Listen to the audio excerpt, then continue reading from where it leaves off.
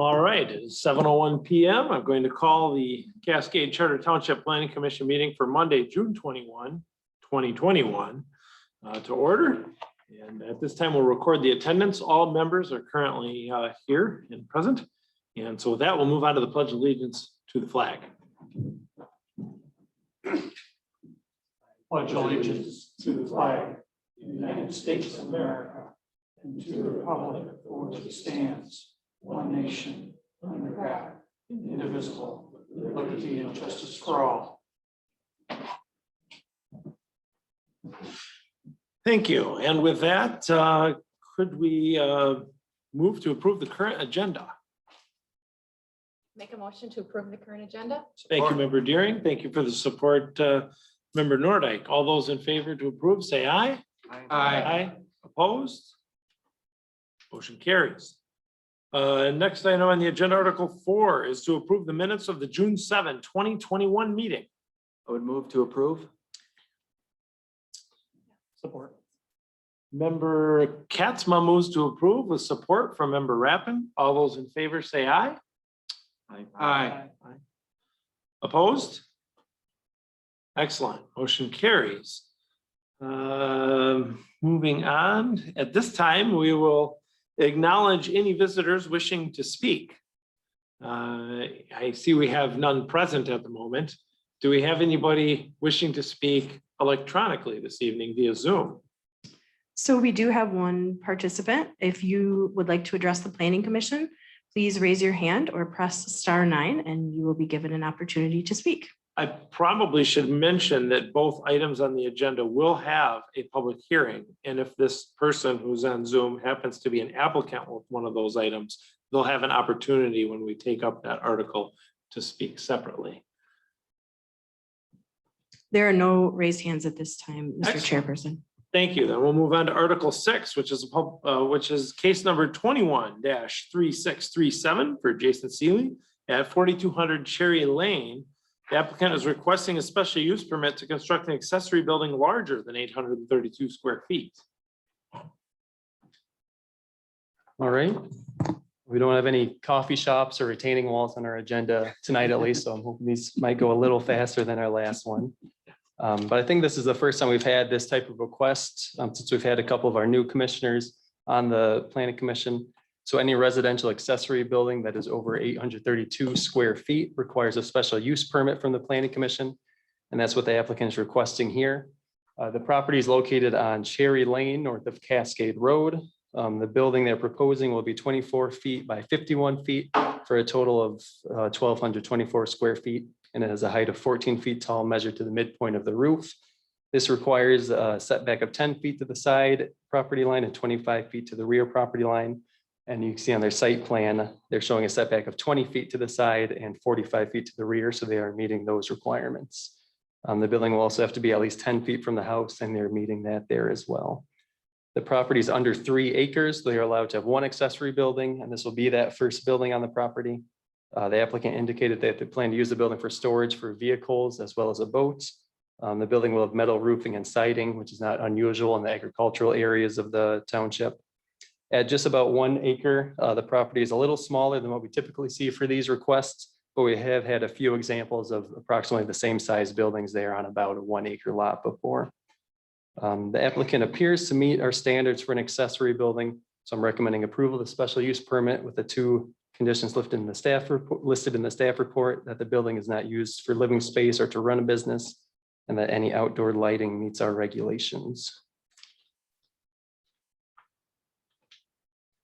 I guess I'll note the applicant informed me that they were going to be in the UP for Father's Day this weekend, so they try to jump on via Zoom, but I'm not sure if they'll be able to or not. Okay, thank you for that clarification. Did you ask them, well, I'll let other members of the Planning Commission go first. Member Merlin. Just not being familiar with these. The lighting, I looked, and in the general provisions of our zoning ordinance, we have lighting requirements. Why is there a special condition on this one? Wouldn't they have to meet the general provision of our lighting regulations in any event? Yeah, for residential lighting, really the key is it just to be shielded and downcast. And we want to include that condition in there, I guess, just to help make sure that the applicant's aware and so that there's not a miscommunication later. I'm not seeing any lighting proposed on the proposal, but we usually kind of keep that on just to make sure that the applicant's aware and that if for some reason they add lighting later, we can kind of point to this and show them that, well, you do have to have My it. only thought is making it a condition makes it embedded in their application on if we then have another accessory building and we don't put in this condition, have we somehow made a distinction? I mean, our normal lighting ordinance should apply in either event. Member Merlin, in my time of being here, which I realize isn't that long, but I don't think we have ever approved an accessory building without those two. I know we haven't, that those two conditions are always in there. I understand, but I guess I question, conditions normally in a legal document say, if you don't meet the condition, then the whole document fails. So the whole accessory building fails. So if 2 years down the road, they put some lighting in, it doesn't meet our lighting requirement, do we have a right to have them? Do we have all the remedies against the building itself or just against the lighting? It's just the use of the word condition. It as the legalities around that word.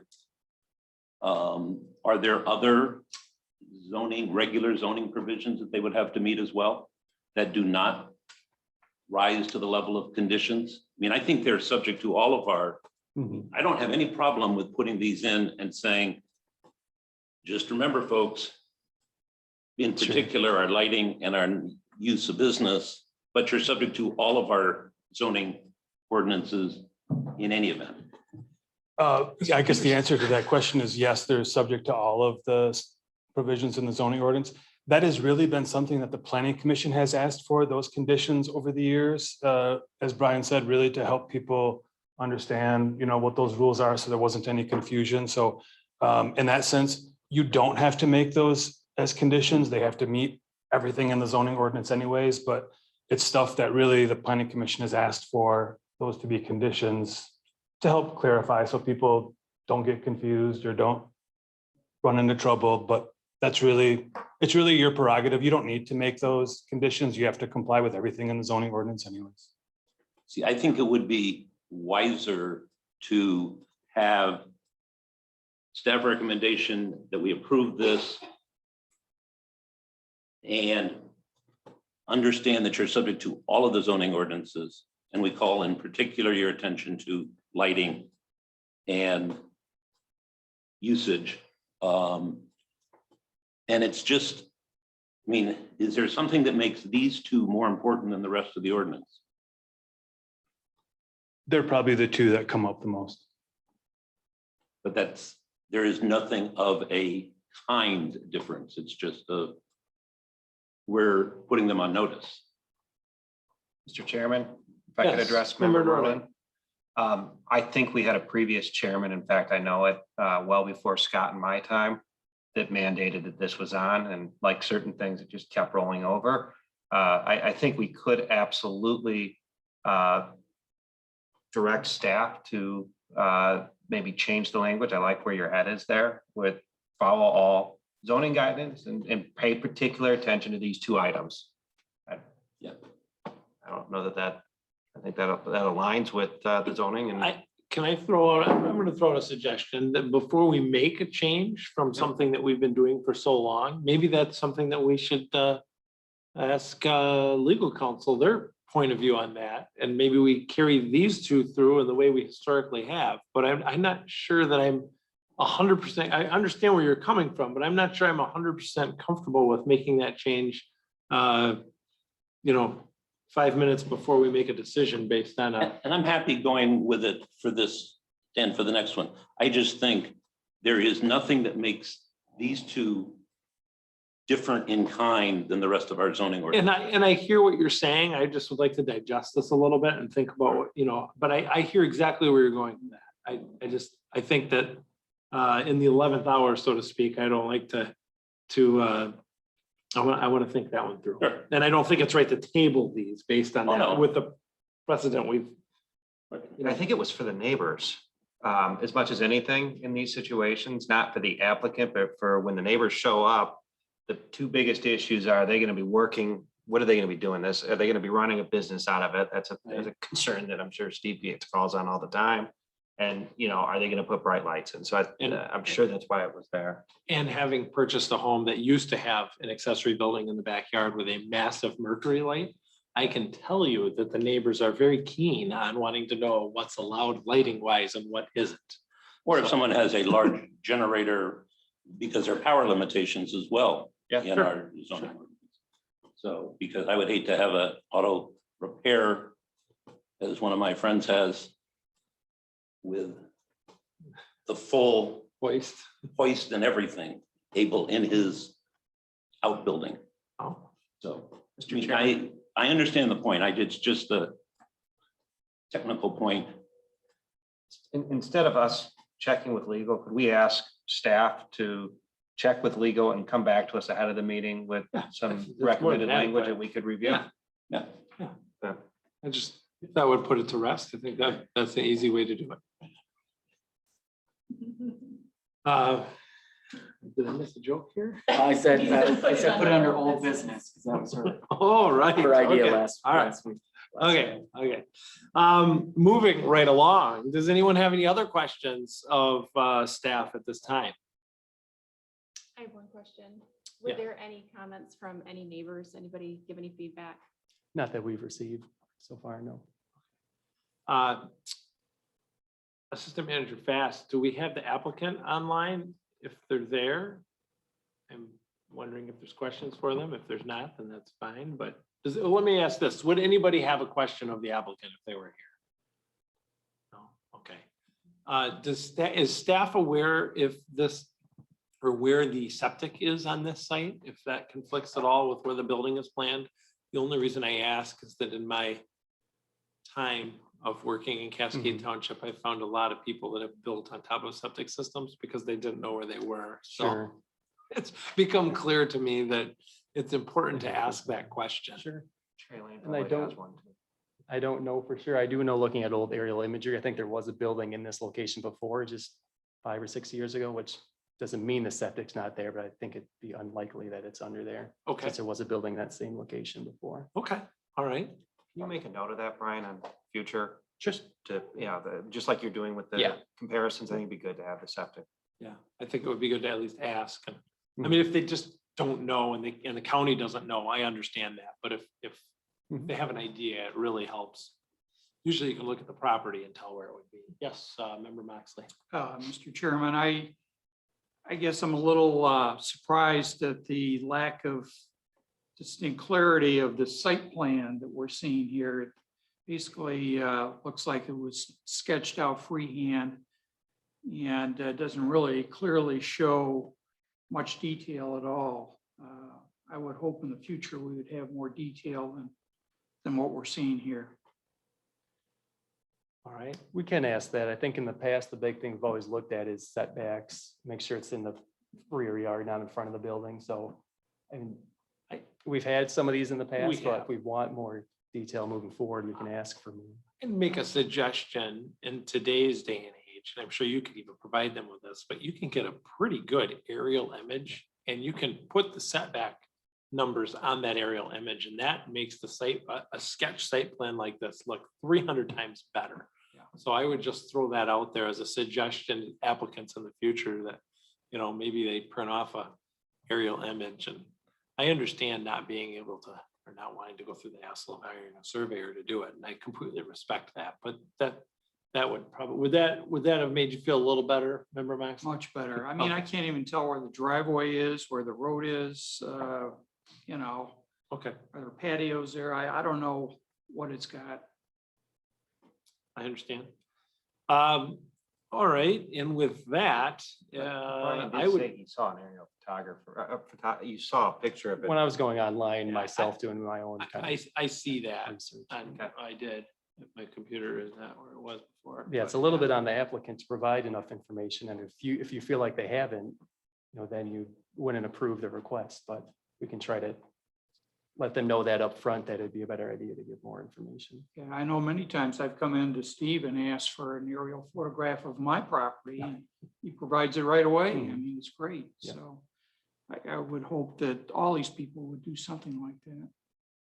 Yeah, I have an image of 2017 up here, and you're right, there is a building in pretty much in that exact Mhm. location, so. Moving on, I would entertain a motion to go to public hearing at this time unless someone has another question of staff. So move. Second. Thank you, Member Moxley, Member Merlin for the motion to go to public hearing. All those in favor say aye. Aye. Opposed? All right, does any member of the public wish to speak regarding the accessory building application for 4200 Cherry Lane? If any of our Zoom audience have joined us since the last public comment period, if you wish to comment on this case, you may raise your hand or press *9 and you will be given an opportunity to speak. I have to apologize for the people on Zoom. I did forget about them. There are no raised hands at this time, Mr. Chairman. Thank you. With that, I would entertain a motion to exit the public hearing. Yes. Thank you, Member Merlin. Support. Thank you, Member Catsville for the support. All those in favor say aye. Opposed? All right, now back to regular session. And does anybody have any other discussion on this matter or wish to take a stab at it? You can take a stab at it. All right, Member Nordike. Mr. Chairman, I would make a motion that in case number 21-3637, Sealy Jason, that we approve the plan as submitted by the applicant and with the 2 staff requirements. Support for Member Deering. All those in favor say aye. Opposed? Motion carries. Congratulations. All right, we'll move on to Article 7, which is case number 213638 from, looks like Davis Flea Construction. This is for 6541 60th Street. Kind of the same thing. It is very similar request to the first one, requesting a type 1 special use permit to allow an accessory building over 832 square feet. This property is located on 60th Street, west of Thornapple River Drive. The building would be 40 feet by 100 feet for a total of 4,000 square feet. The plans show the building with a height of about 16.5 feet. When I was measuring the plans, the building looked like it might be closer to 18 feet at the midpoint. However, both those heights require the same setback of 40 feet to both the side and rear property line. And the applicant shows a setback of over 300 feet to the near side and even further to the rear property line. So not seeing any potential setback issues there. The building will also have to be at least 10 feet from any existing building, and they are showing a 12-foot setback from an existing accessory building.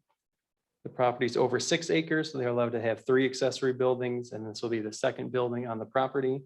The applicant indicated that they plan to use the building for storage of recreational vehicles and a boat, as well as a space to maintain them.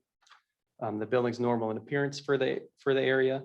The size of the building is larger than what we typically see. However, I'd say the size of the parcel is also larger than average.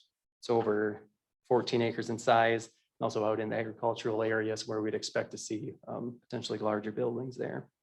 And it's also set back far from any property lines. The applicant appears to meet our standards for an accessory building, so I'm recommending approval of the special use permit with the same 2 conditions: that the building is not used for living space or to run a business, and that any outdoor lighting meets our regulations. Thank you. Does anybody have any questions? Staff Member Merlin?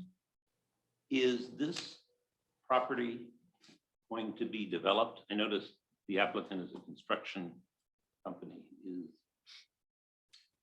Not that I've been made aware of in any way. okay, so because if it then got developed, would this accessory building then become simply a non-conform, even how would it If you tear, if It would have to you can't- remain, the parcel would have to Right. remain with the home on it. So we can't have an accessory building without a home. And so we'd have to have a home on that same parcel. And if they'd want to split it to create other parcels, they'd still have to meet our minimum size standards, which in there is, I think, 2.3 acres at least, but I think the And it applicant's has to present meet the too. setback. yeah, the applicant's here as well if you would like to ask them any questions afterwards. We'll do that in a moment. Member Moxley, you had a question? Yes, first of all, congratulations on having an aerial photograph, which shows good detail. But it shows a storage building, to the west of the house. And then I see a sketch immediately following that, showing the foundation plan, floor plan, and site plan. And it looks like, I'm not clear here, is the new building immediately adjacent to the existing storage building? I believe Yeah, it's the 12 one- feet behind Yep, it. 12 feet behind it. I think one Okay. wall is, the west wall is kind of lined up with the one in front of it. Okay, got it. Any other questions of staff at this time? Does the applicant wish to step up and add anything? Give your name and address for the record. I guess we already know your address, but if you could step right up to the microphone, that would be helpful.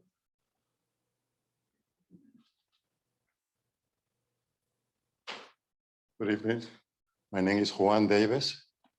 This is why you see Davis FLIA Construction, because FLIA is the church number, the church name for family in Spanish. There is not short word in English to say family. If you say fam, could be like people that work at the farm. So I use FLIA. It's kind of little confusion. People say fila or FLIA. That's okay. I would like to do some correction because when the staff was doing his speech, I heard that he said about 6 acres. And I think that we are around over 40 14.7, I acres. believe. Yeah, that's what the report says. Okay. You, in order to have a building that size. Right, okay, that's what it was. I met the staff at the job site and he was doing okay. He was okay. He was doing very well because he explained also what we're supposed to do. And I asked the question, is there is something that I should change that is it doesn't go accordingly with the ordinance? He said, no, you're fine. We ask you for 10 feet and you give it 12. With this size of lot, you will actually will be able to have 3 accessory buildings because it's larger, and you're just asking for 2. So in that parameter, I think that we are okay. Mhm. The only thing that I would like to do different is that I showed the dimension. Can you show the elevation, please? The height. I don't want to be away from the microphone. The height I show at the midpoint of the roof, which usually, in my knowledge, this is what we have to measure the highest point according to the ordinance. If you see this dimension here, this is what I chose 18-foot zones, but actually the lumbers, they come, the longer that I can find, it will be 16 foot. Is I use my 16 foot as the column, as the post. Then I had to cut, so I losing some material. And material now are expensive. I actually don't like to throw away something that we're buying. I will ask you to let me use my 16-foot high at the walls. It means like at the middle of the roof, it will be a little more than 18 foot. However, with the topography of the land, and because this building is way behind from the property line, I don't believe there won't be any detriment to the neighbors or even from you cannot see the building from the street. So the overall height at the midpoint would be 18 foot, you said, or? It will be between 18 foot 6 because the slope. Okay. But I would like to use my post without cut it. So after my 16 foot is standing in place, I can set my trusses. And then wherever pitch, even though I try to use the same pitch of the house to get the consistency. So it won't be so dramatically like a change. Okay. All right. This will be my only differential from my drawings that I submit the applications. I'm gonna revert to staff here. They can go up to 22 feet high at the midpoint as their max height. It only requires a 60-foot setback to side and rear, so they have plenty of room for that. Thank you for the clarification. 22 at the center of the roof to the midpoint. I will ask for that.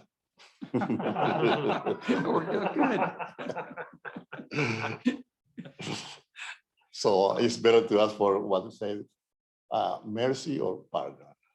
Wow. Well, Thank you. you can go to 22 feet at the midpoint. Okay, That's what you get. yeah, because still I have to fix my drawing in order to bring it to the building inspector, building plan review. So at that point, I can, thank you, I can go closer to 24 feet. Correct. Other than that, any questions? None at this time. No, Thank it's you. fine. We know where to find you if we have any more questions. All right, All right. thank you. The owner also is here because I want him to hear from you what you decided. Just to be sure that everybody is in the same page. All right. Thank you. Thank you. Thank you. Okay. Well, at this time, I guess I would entertain a motion to go to public hearing. Thank you, Member Merlin. Do we have support? Support. Thank you, Member Rappin. All those in favor say aye. Aye. Opposed? All right. We don't really have any members of the public here wishing to speak that haven't already addressed us. So do we have anybody on Zoom? If so, I believe you can raise your hand electronically now or press, is it *9 to connect on a phone? And Assistant Manager Fast will get you connected to us immediately.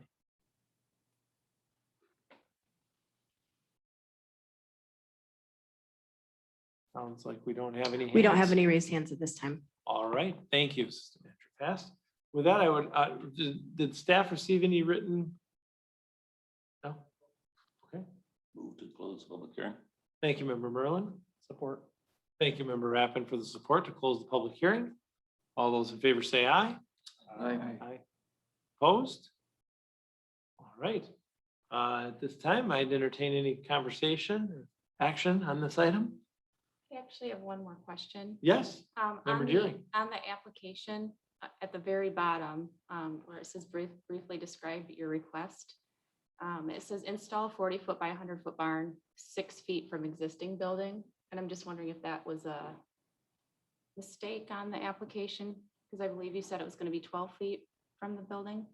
That's correct. When they originally submitted, they had that on there and I informed them that they have to be 10 feet from the existing building. So then we have the new revised site plan that has 12 feet on it. Okay. All right, any other comments or questions from commissioners?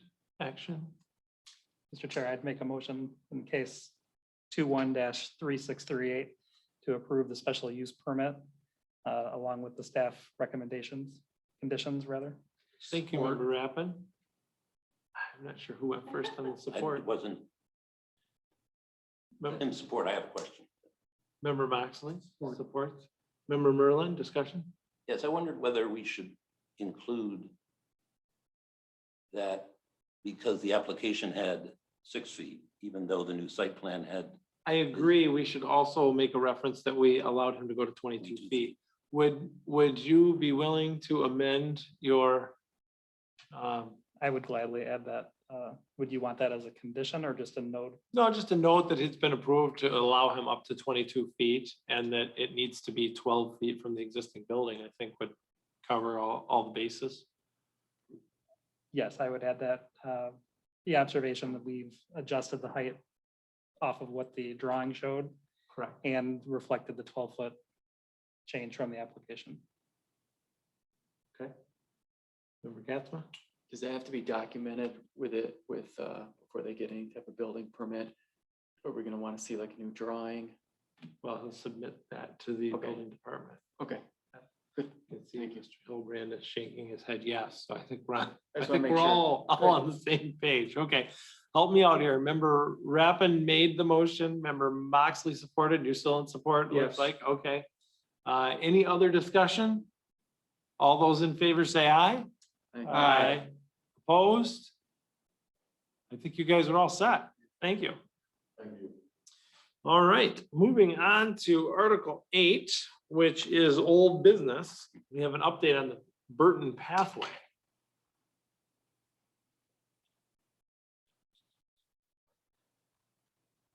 Well, you guys asked for an update for the Burton pathway, so we put together a little memo for you. So I don't know if there's any questions. It kind of speaks for itself. The project's still moving forward. Mhm.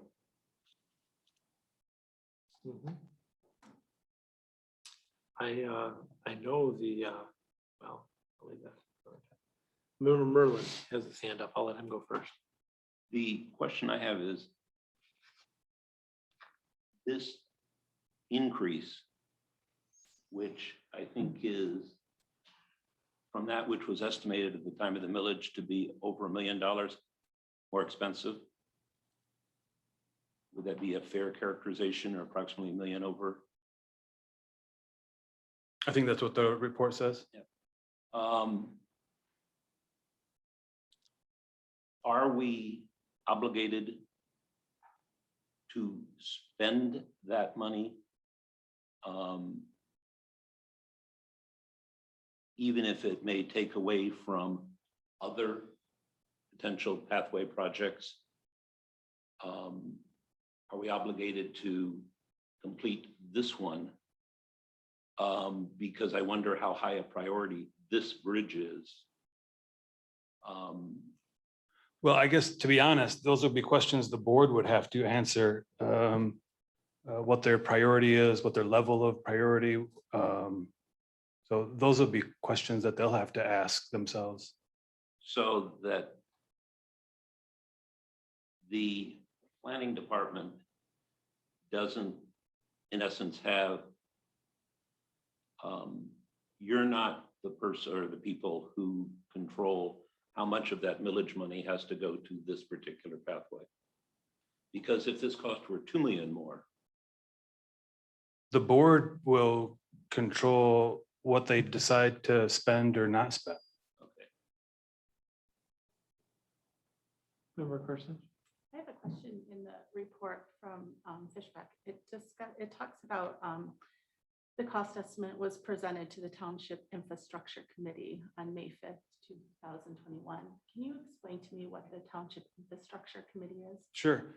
Yep, it's a subcommittee of board members that work on a whole assortment of different types of projects, whether it's the roads, what kind of funding the board may decide to do for roads, water sewer issues, the pathway millage. Who sits on that committee? It is the supervisor,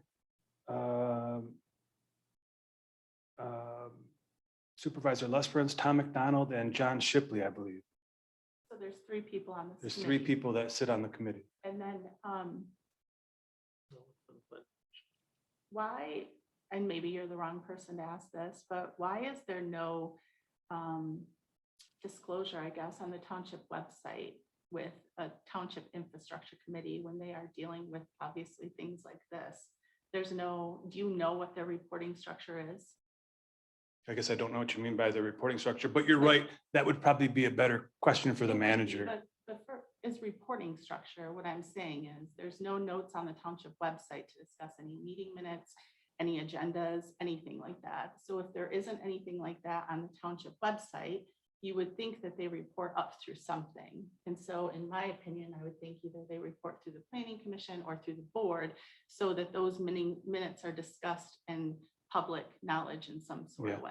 It's a subcommittee of the township board, so I guess how they want to, run their business is really a question for the board. They don't report to the planning commission. Member Merlin? Yeah, having looked at it's actually a committee of the board. Because the board sits as a board, and this is one of those board committees, right, 4 of them. They are now, I think, from talking to Treasurer Pierce, all of those committee meetings are now subject to the Open Meeting Act, They should be. and that their minutes will be part of the consent agendas that go up through at the board level, so that particularly if they're making decisions, they are in fact, under the Open Meeting Act, a legislative body that is subject to it.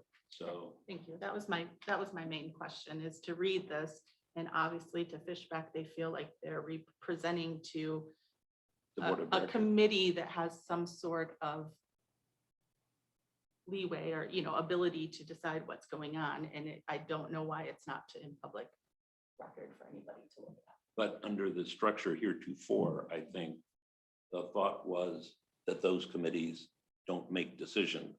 They review and whatnot, and then it goes up to the Make board. recommendations to the board, which would make But- sense, but I don't. But it's going to, because so much of the deliberation on issues is occurring at the committee level. That's why Treasurer Pierce wanted the Open Meeting Act application, and the rest of the board Okay, thank agreed. you. That was one of my big questions when I read through this, was wondering, who is this committee? I've never heard of. Okay. We're all good then? I think you answered your own question. Well, he answered my Right, question. right, yes, okay. All right. Any other, oh, yes, Member Moxley. Yeah, Steve, item number 3 talks about this retaining wall that's being required, 200 feet long, 18 feet tall in some locations. And it seems to be driven by an owner who does not want any grading on their property. Do we have any options on this? To build the retaining wall or to get an easement from them. No other legal recourse? I suppose the board could go down the road of trying to, take the property and go there. Usually, I don't know if trustee Nordic has any information on that, but I'm not aware that they pursue that. That isn't something the township pursues very often at all. Okay. I guess it's always an option, but again, we're kind of talking about something that isn't our purview at all. So the board will make all of those decisions that they desire. Yeah, I just see this as a major expense, a major part of the addition to the project cost. Kind of get the feeling that we're all asking questions about this more as citizens than planners at this particular point, just because we're not, like Steve said, this really isn't, we're not part of this process, but that's good. It's good. Hopefully they hear what the comments are, so. And But one any of- other questions about the old business? Yes. One other question. I had heard discussion, it had to be at least 4th hand, which makes it probably untrue, that this soil condition issue, that somehow, is the Burton Street Bridge ever been considered for improvement under any of the federal infrastructure? Does it need to be? You're referring to the actual road? Right, because somehow I'd heard that this soil condition problem was known to some degree, and that the feds had stepped back from it and the state had stepped back from it in terms of trying to do something with the bridge itself. I've never heard that. Obviously, the roads are under control of the county. So is it possible, a county engineer, is aware of some of that? I don't know. I've never heard that.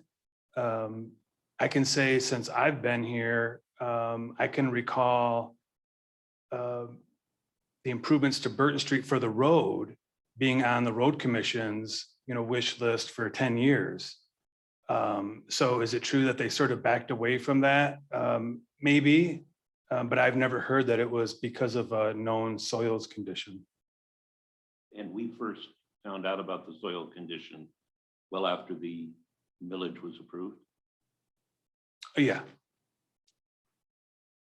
Steve, and I don't want to go too far down a rabbit hole, but they ever look at putting the bridge on the other side of the road?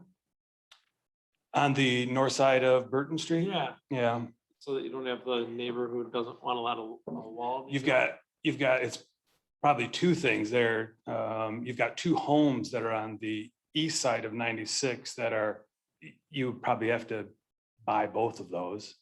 They're kind of, before you get to Quail Crest, Yeah, there's two homes right below there. okay. And of course, the pathway is on the south side of Burton It Street, is. so You'd have to extend it all the way to Spalding. you need then. that to go all the way to Spalding. So Well, there's a for $1 couple million, things. you could go pretty Well, the far. retaining wall addition is really only about 200,000. Okay, all right. Addition. And again, remember, these are estimated costs. These aren't bids. No, you're right. As you're you right. guys probably, if you've done any kind of work around your house lately, you know that a little bit of everything is up right now. Yeah. A lot of everything. A lot of everything. Okay. Thank you for the update. Did anybody else have any other questions before I move on? I have one other question. Okay, Member Deering. The 1.2 million in grant funding, is there a time period that we have to use that grant funding up? Will it ever expire? Yes and I would hate yes. to lose that money. Yeah, right. And so again, remember, I kind of described last time, there's quite a bunch of hoops here. You know, it's a federal grant. It's, you know, through MDOT. It's the road commission is the applicant. The township cannot apply for these grants because, you know, it's not our road. So there's quite a bit of a process that goes through there, but you know, there could be a possibility that, you know, if things don't happen within a certain amount of time, that you know, we would forfeit, or the road commission would lose the grant. That's certainly a possibility. Member Moxley. I don't have a question so much as a statement that you've heard me make before. This is a very dangerous situation that I see every time I go over that bridge and there's a bike rider on the shoulder between that concrete railing and the white line for the drive line. I just think, boy, if anything happens and that bike swerved out, they're dead meat. And even with pedestrians, I think it's a dangerous situation. So, you know, I fully support doing something to fix this situation. Anyone else have comments? Member Merlin? I want to go 6 inches deeper in the rabbit hole. And, and that is there a water main part of this? I saw in the capital improvement plan, Yeah. Burton. No, there isn't. You know, kind of the idea with some of that stuff and the water main on Burton crossing the highway, no exception, that, you know, anytime you're doing something, rebuilding a road, building a bridge, I mean, obviously that's a major undertaking. You know, you want to take advantage of those types of things if you can. And so the board in their capital improvement plan has had that kind of idea of crossing the highway for a long time. The engineers did look at that early on in this, and again, it's the city of Grand Rapids water system, so, you know, we have to comply with some of their rules, all of their rules, as well as, you know, crossing the highway. So that's the long answer of saying it was dismissed early on that it wasn't doable with this project. And there is nothing linking the grant To a water main? to water. All right. Are we done with Article 8? I think so. With that, I'll move to Article 9, which is any other business. Member Nordike. Mr. Chairman, I have 3 things. 2 are quick and probably not controversial. So we'll start there. First one is a request to staff to get Cascade email. And I don't know that this is to the staff that's here, maybe Assistant Manager Fast. Getting email addresses, Cascade email addresses for every commissioner, unless Timmy already has one. But for all the commissioners, I think it'll be a lot cleaner to correspond that way. I'm happy to talk to the manager about that. Are you good with that?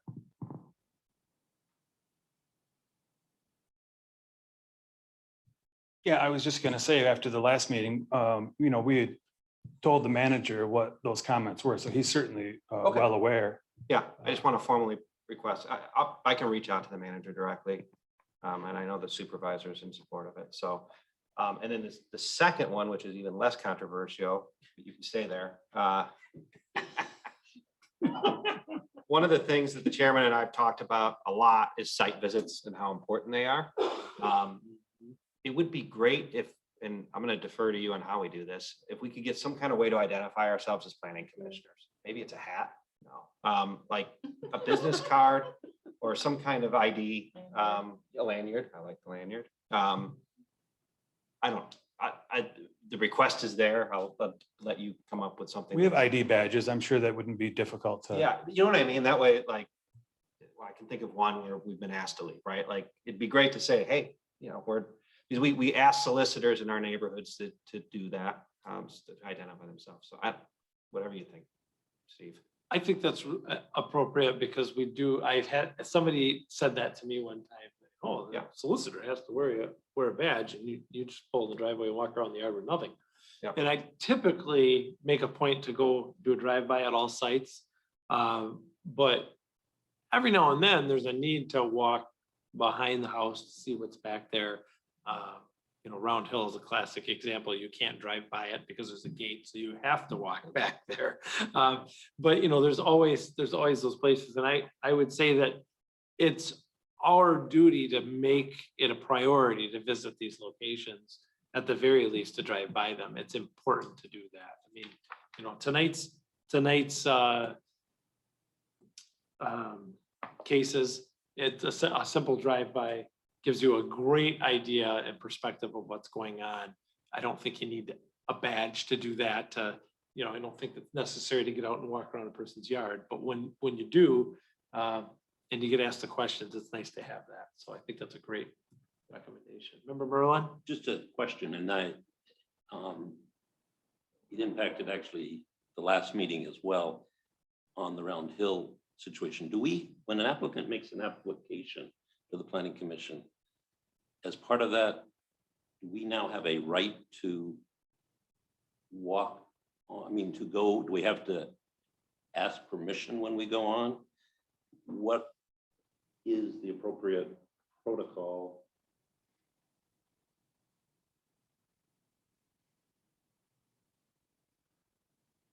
I haven't asked this of our new attorney, but our old attorney's opinion was that they're submitting, the right of us to be able to, go and inspect the property. I mean, of course, being respectful is without being said, but yeah, they always said that we have the right to go on the property and go look at it. Thank you. And if we have Yes. a badge, we are, Like a metal badge. yeah. Yeah, I'm thinking a badge with township logo, maybe a star, Just sheriff's badge. American flag in the background, We're gonna do it. Let's do it right. Cape. Ooh. Yeah, I like that. Cape. I don't need a cape. I- Might get in my way driving the Jeep, the wind could blow it around in my face. Remember Moxley? Well, going back to the Round Hill project, I did go out and visit that. And I did walk behind the house that's currently under construction that was in question. And Tom Giusti, he came right out and Happened to me tried too. corner me, Yes. and started telling me all this stuff. And I did not want to talk to him. And I wish I had a badge. And I frankly just said, I really don't want to talk to you about this issue right now. I'll listen to what you have to say tonight, but I'm not talking to you now. I asked him a couple quick questions. He answered them and I got out of there. But yeah, I know exactly what you mean. Yeah. Okay. So my third item Yes, remember. is Merlin? controversial and about Round Hill. It does look like that developers excavated for a pool. And I've seen some email going back and forth. And one thing that, and maybe I make a formal motion, but we can have some discussion. I think it would be wise to get a subcommittee together to look at, I know there's a lot of questions that can maybe go to the township hall and meet with our engineer, our city attorney, if there's questions there about both the events, I know there's been some questions around the PUD amendments, the permits, any enforcement actions, and really kind of lay out what has happened with that project because it has been so controversial, and submit a report back to this body so that we can finally put some of this to bed. And I think where some of this is coming from, for me personally, having been here for most of it, is that there's been a lot of hearsay conjecture that's going around with it. It would be good to just get the facts on a report. And my initial thoughts are probably like just a 3-person subcommittee. I think Mr. Merlin having Timmy, Mr. Nordhook on it as well. And then maybe the chairman or something like that, that could put this together and start, building something that we have that does just list all the facts. So I'll leave it for questions, and maybe I make the formal motion to form. Member Merlin, I see you have your hand up. Well, I fully support that. I think there are so many open questions. And frankly, this excavation occurring simply renews those questions. That was gonna be my question, just to clarify. So we talked about this last meeting, but you said he's already excavating for this pool. He may be. I'm speculating. I think we should be careful there because I don't think he's excavated for a pool, but he has excavated to the lot line. Yep. Which essentially makes the setback, if you will, a flat area. But I'm not, and maybe staff might know the answer to this, not to put you on the spot. But was that area excavated under the terms of the old PUD when they were planning to have the wall on that lot? Or did that excavation occur after the amended PUD when that wall was omitted? It looks like it was with the current house that's under consideration. And if you remember, that was one of the things that we asked for right at the last meeting, was these finished engineering plans so that we could see what kind of impact it is, because I probably wouldn't describe it as excavation to the setback line. I think it's probably shorter than that, but I would agree that it certainly appears that they've done some work to prep the area for what they're asking for. Pool would look great, right? Yeah. So you'll certainly have your chance to, sort of weigh in when we get his plans and we're able to review what that impact is as a result of what they've done. Did you get the feeling from them that they're still looking to move forward based on our comments of the basic preliminary review? I wouldn't have a reason to believe otherwise.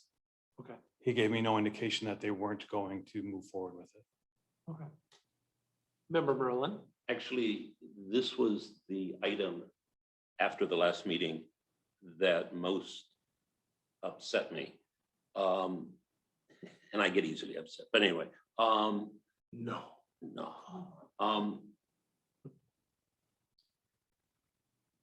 You were aware of the excavation prior to our meeting, our last meeting, Mr. Peters.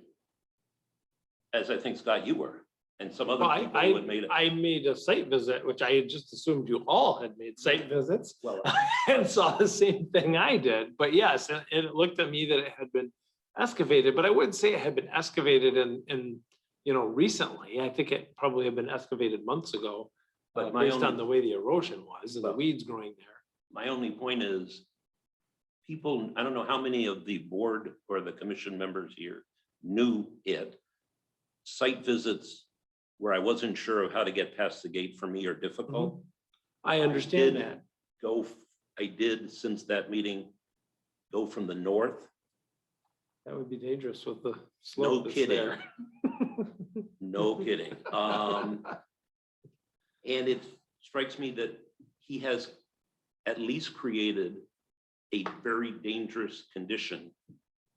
If somebody goes through those weeds and whatnot, and takes one more step than they should, or the ground collapses under them, And so he's created I would argue, almost a public nuisance there. He could not have had this excavation done prior to the last amendment in January of 2020 when it was approved, because this one almost calls out for either grading under a grading plan and putting dirt back, or a wall of some sort, because it's got to be, I think it's an inherently dangerous situation as it sits right now. I would hate to be in a lawn chair under that wall. And so he's basically doing exactly what he did before. You said as of May 27, he's in full compliance. You don't think that excavation is I evidence think what I of said was he was non-compliance? in compliance with the conditions that we put on him through the amended PUD. We needed to have full plans to see what the impacts are for the changes that they want to make now. But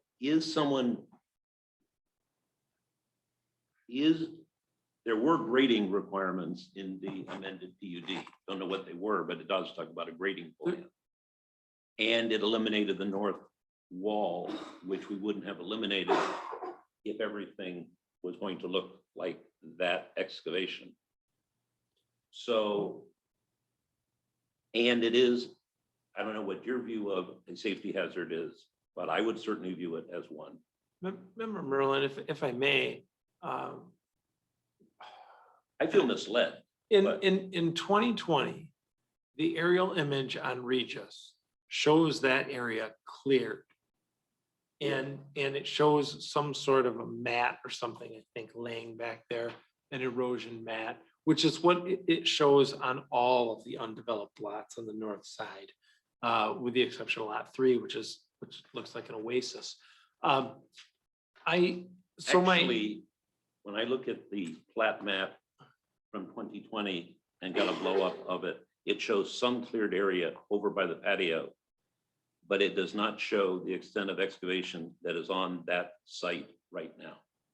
Okay, because I would disagree, but I mean, it is an aerial image, so it might be hard to tell, but when I look at it, it looks to me like he has gone further north than the lot line, and I know the lot lines on Difference, so as you're looking at an aerial image, he's looking at what was given to us to look at with. The site plan that right, was in the right. ordinance. After I walked the site, I looked because I was curious, about the lay of the land, and it looked to me as it did, but a year prior in the image online.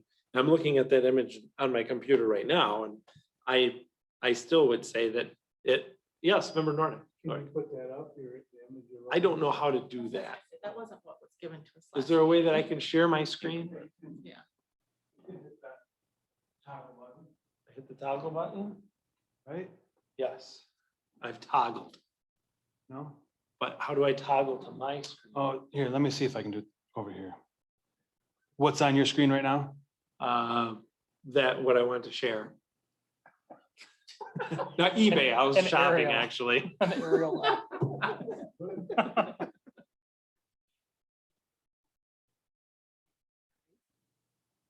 Well, there it is. Thank you. Wow. Okay, so if you look at right here, 004, this area in the back, there is no grass here.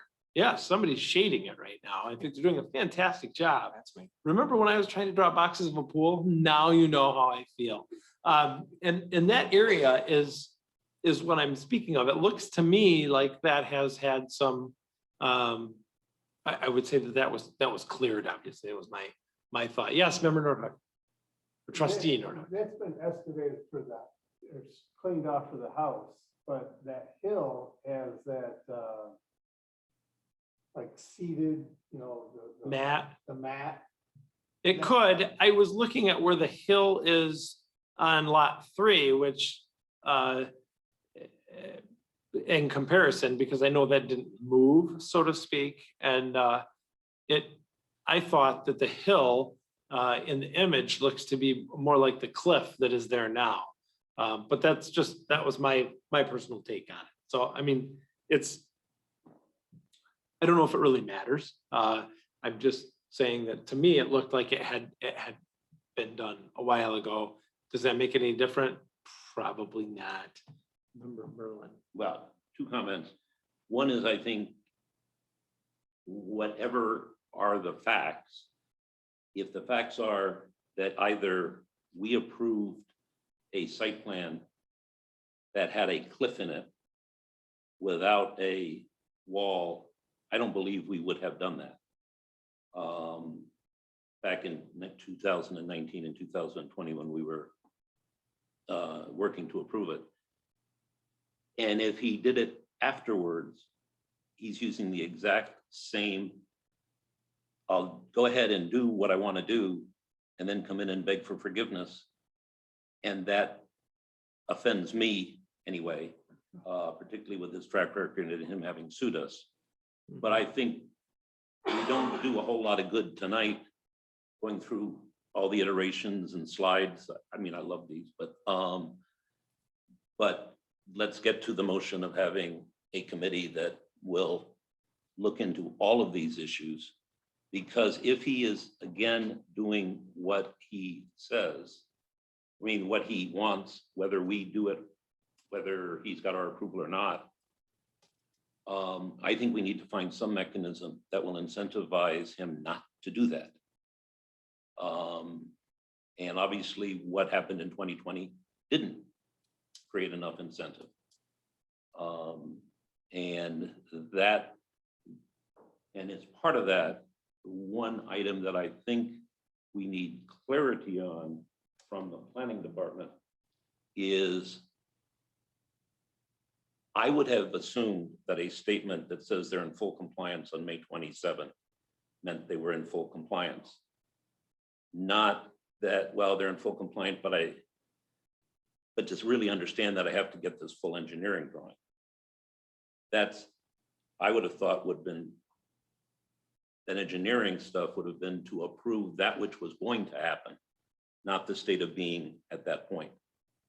So if under our planning department sort of interpretations, if you indicate you're going to put in an amendment to your PUD, then I won't enforce the violations in the current PUD, because that's what comes out of the complaint and answer in the litigation in this one. But that's something, again, for the committee to decide or to determine, and then let the commission decide what it wants to do with that report. Just a quick point of order, and I'm the one asking for the committee. So I believe the township engineer did go out there, and what we have typically held these developers to do, and I'll let staff answer to this, is it's all around the drainage and water retention. And I believe the engineer looked at it and said, from his view, it's not going to cause an issue there. I also believe we have not granted occupancy, and I'm a big proponent to again, this guy's a different different case for sure, but give them wide discretion to muck around effectively. And if you think about, like, the lanterns has a huge pile of sand that he's using to fill in right now. The grading, if we were to look at it at this very moment, is jacked. It is not, because he has a pile of sand. And I think from my perspective, I want to hold him accountable, rest assured, but I don't know that we can until he has said, hey, here's occupancy. Like, I want him to be able to clear off a site, even though I would argue it looks like a darn pool. But when he gives occupancy, if it's returned how it should be or within compliance, you see what I'm saying? There I don't has know to if we be- got to the point of compliance. Right, there has to be some flexibility during construction Yes, for but- material piles and things of that nature. But this could be on the fringe of It that. could be, So, and but again, so yeah. yes, I see what you're saying with the need for. And I think the committee can establish a lot of the timeline of what has happened, and I think that's important. So. Additional commentary, anyone? Thought I saw another hand up, but maybe they fell asleep. Well, I think he's created a safety hazard there right now that should be addressed. Well, I would agree, there's a safety hazard there. I mean, there's a ledge of at least, I think it's 7 feet. There's certainly a safety hazard when I'm on that ledge. And it's, I would argue that it may be over, I would not be shocked if it was over onto township property, but I don't know, maybe you have a different opinion of that as staff, but I'm sure nobody's actually done a survey to verify that, but I think it's probably pretty close. That's a bold statement maybe, but Steve, what's your We need to see thoughts the on- plans in order to make a lot of those judgments, yeah. Sure. But the engineer was in fact, do I have my facts? The right? engineer was out there, Yeah. yep. Yeah, But What that I was just engineer gonna was- comment on was Yes. the safety Safety, issue. yes. After the last meeting, we did have a conversation with the building inspector. And I can certainly ask him about this on the north end, but he indicated the retaining wall, because the comment was made that there was a need for a fence or some sort. I made that And- comment after visiting it in my office. And the building official indicated that is not required, at least not at this time. So was that in reference to this lot 4, or was that in No. reference to the wall on lot 11 and 12? yeah, the retaining wall on the south side, that's why I said I can certainly Yeah. ask him about the north side, but he indicated to me that at this point, it's not required on the south side. Interesting, because I think that's a much taller. Oh, the fence, or being that, yeah, the thing on top of the wall. Yeah. Okay, thank you for that. Well, then this raises a new level of, what? I guess in this body, we have the ability to, if we wanted to take it that far, we could draft an ordinance, right? To put walls on retaining walls, but, or fences on retaining walls, but that seems kind of drastic at this Because point. certain take them out, I can see it. I mean, you know, 3 or Mhm. 4 foot isn't huge, but I. Maybe something to think about. I don't know how all that. Yes, trustee Well, you Norhuck. already have a building code saying a 30-inch drop. Well, he's saying that the building inspection department went out there and looked at that 14-foot high concrete One side of wall. that on grade and the other side 15 foot down. Yeah, so I don't have the exact language that he gave me, but there needs to be some sort of nearby walkway or something. I think is the way that they described it. That's what would trigger some sort of barrier. So a retaining wall by itself doesn't. And so obviously we were talking about this one specifically. So he indicated at this time it's not required. And I can think of other places in the township where there are retaining walls that don't have. Yeah. I would just say, of course, you could make a recommendation to the board, I guess, to make some sort of zoning ordinance. We have tried to coordinate things like the zoning code and the building code where they make sense. So the two are speaking the same language. So people aren't Yeah, getting one code over here and one code over here. So I guess just something to think about as well. okay, member Merlin. The day I visited was also the day KDL put up that tent and the signs about activities. And we have the 4th of July coming up. Which we are going to have a parade. We are not. So there will be no activities around the library at that point. Apparently not. Okay, I may have more curious grandchildren than some, but if you're playing in that area around the library, you can go through, there's almost a little path right to the top of this wall. That's why I just thought even an orange barrel. Because if some child falls off that cliff, we are going to be sued. Because in essence, they're falling probably from city property or township property onto, at the bottom of that, as I looked over, there were pieces of metal and whatnot on the ground there. So you hit not only Construction hard material. dirt, but you also hit construction materials. That's Maybe, all. maybe the simplest way to resolve this concern is to have staff politely ask the applicant to, or I guess in this case, the property owner is not necessarily an applicant at this point, to put up some caution tape across there or something. And we'd have to give him permission because he'd be putting it up on our property. I think, We don't if- know that yet. right, but if staff's asking Yeah. them of that, I think that kind of grants them the permission to do it. But I mean, does that take care of the concern that people have about the ledge right now, at least? Or instead of asking the applicant, can we just ask our grounds team to put up something? not to involve the applicant. I don't know, I'm just thinking out loud. what's That gonna be might get it easier. done easier, and Yeah. I know that Director Peterson is in communication with the grounds crew. I guess my suggestion would be, we can certainly ask the manager if he wants to. I wouldn't instruct the B and G crew That's to fair. do that without Yep. the managers, telling him to Yeah. get that done. But we can certainly ask the manager if he Yep. wants to put up a barrier on our property. Excuse me. Yes, Mr. Chairman, Member one Merlin. quick question. And this gets to Director Peterson. This gets to the question of how many decisions, because this one strikes me just as a common sense, easy one. And it has to go to the manager. Building and grounds is part of your community development department. Well, the township owns certain property, and I would suggest that the manager is, essentially the CEO, if you will. So I would suggest that he's the one that needs to make that decision. Yeah, I would tell you that in no large company I've worked with or advised, other than Amway, where if they ask, what color should something be painted? And Rich says, I don't care, make it red. Every building now is red. But it isn't actually red, but the logic applies.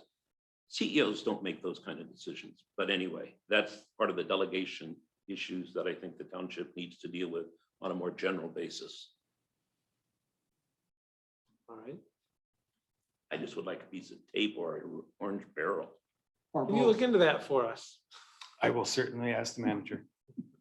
Thank you. We're moving in the right direction. Okay. Where were we at? You want me to make the motion? I don't know if there's any other discussion. It seems like there's a general consensus. Member Rappin. I guess, I don't know if it's appropriate to ask before or after the motion. I guess I'm unclear what the purpose of the commission is, subcommittee. What are we trying to get at? That's not already a matter of our minutes or records to date. I know that, if I may, Yes, absolutely. there's some outstanding questions beyond what are in the minutes, but I think also just having one consolidated report of all of the events that have taken place with Round Hill.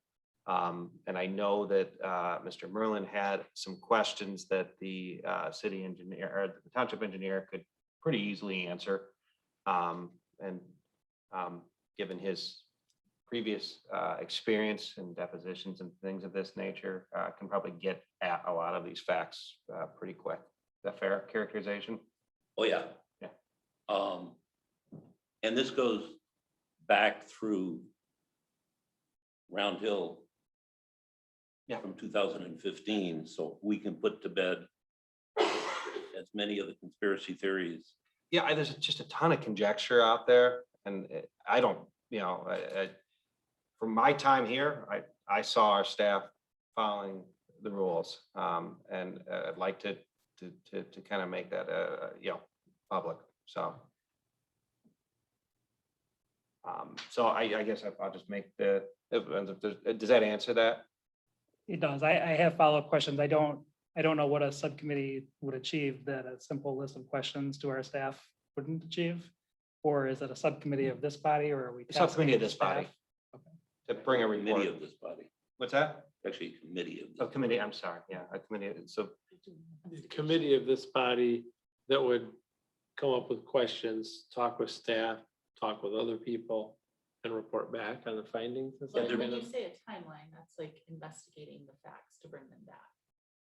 Yes, Sure. putting all the facts together and all the various pieces of together, there are enough questions surrounding this that I think having one consolidated finding, the reason not to ask the staff to do this is not because we think the staff did things wrong, at least from my perspective. It is to have the committee appear to be as disinterested in the sense of not being part of the decision-making process at the time.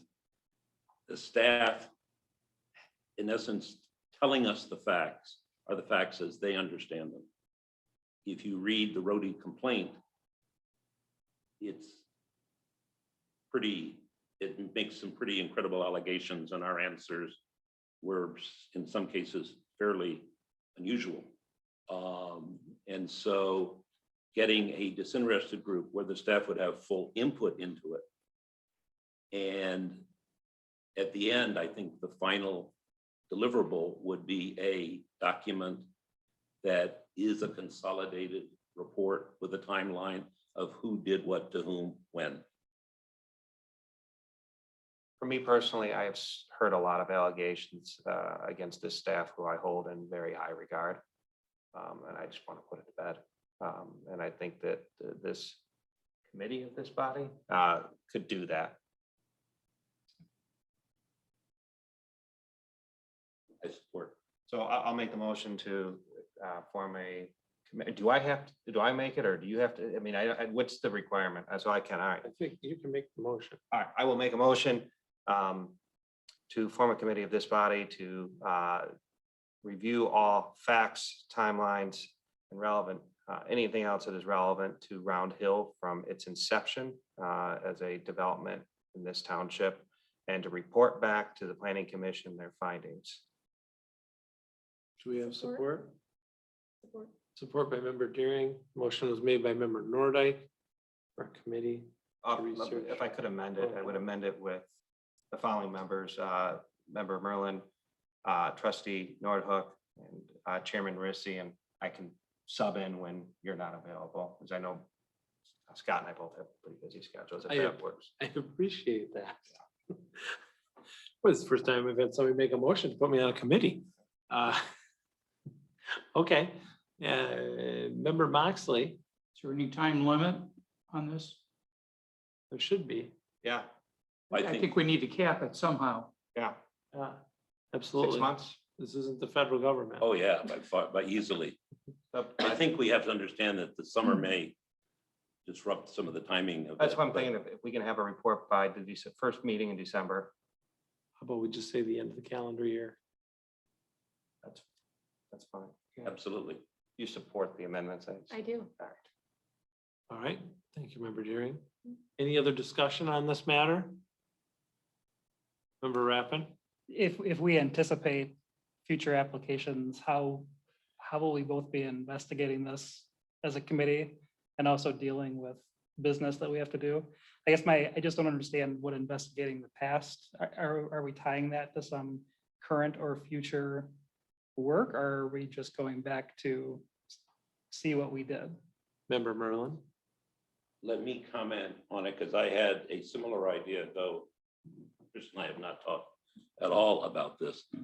But it's similar to the after action report on the town hall project, for example, that Treasurer Pierce requested, and that hopefully is still ongoing. The goal is, and I use this while an executive at companies and in management of law firms, to determine what processes were used and followed, to see where those processes could be improved, to see where they were successful and build on them, those successes, to see where they had weaknesses and to find ways to understand and deal with those weaknesses in the future. So you learn from the past, so you don't repeat it in the future. That is my view of after action reports. I have done them everywhere and they have been very successful in becoming much more efficient in the groups that are engaged in that. And that whatever the activity was, they also learn to be much more critical thinkers as they go through those processes. So it has been a very management development has been helped. Efficiency's been helped. Clearing up mistakes so they don't happen again has been helped, and building on success has been helped. Thank you. And I think further to answer your question, until we have a report, I think any additional requests that come in will be viewed on their face as they're presented, not with any bias one way or the other. I think the report, in fact, wouldn't influence it because they're all standalone. Okay. Any other discussion? I guess my last comment, that clears it up for me. 6 months seems like a long time. I I would feel better if it was 3 months or a shorter period of time. I think that's probably the goal, but if something happens, schedule conflicts or whatever the case may be, I just thought it was that I thought it was appropriate to I was give prescriptive. ourselves Yeah. extra time in the event that, we don't know what's going to happen tomorrow. There could be a pandemic 3 weeks. Let me, Mr. Chairman, let me Yes. just make one more comment on that. One of the reasons, if we present the report in December, I at least will be very disappointed. But one of the other aspects of these after action reports is to ensure that everyone involved has a chance to have their input into it and to look at it so that we're not presenting something that really doesn't represent the consensus view of both the committee and has transparency and represents the input of everyone.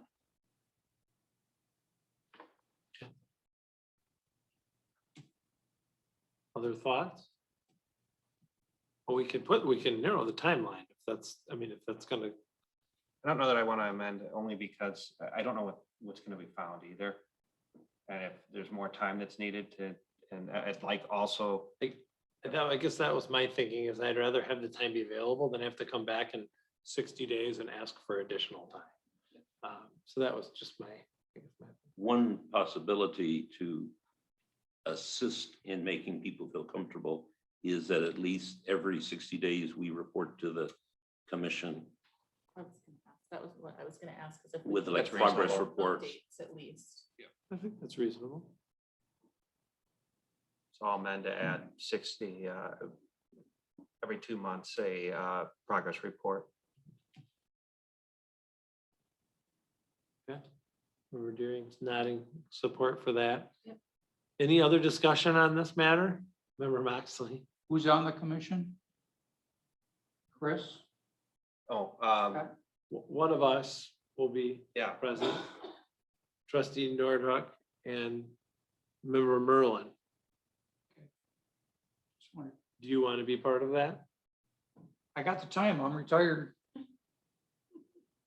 I see no problem. Does anybody have any objection with him being part of the committee as well? I was trying to only limit for time. So if you have it, Because I'm retired too, so I've got time, you've got time. This is a concern of mine because I'm not retired. yeah. Member Deering, do you support the additional Support this member one of the too. committee that we haven't actually officially formed yet? But, Yes, I do. okay. Any other discussion on this matter? There's a motion on the table. All those in favor say aye. I Opposed? Nay. All right. Wrap and post. The rest are 4. I believe that means it passes. So with that, we will move on. Is there any other business? Yes, Member Merlin. Amazingly. I would like to comment on and to follow up on 2 matters that we talked about at our last meeting. Okay. The first is the question of whether there are the rules of conduct and there's the strategic plan and our involvement in that plan. Yes. I have the rules of conduct right here on the screen. How's that? How is that? This is great. I can And- scare my screen more often. I'm happy to start with the rules of conduct.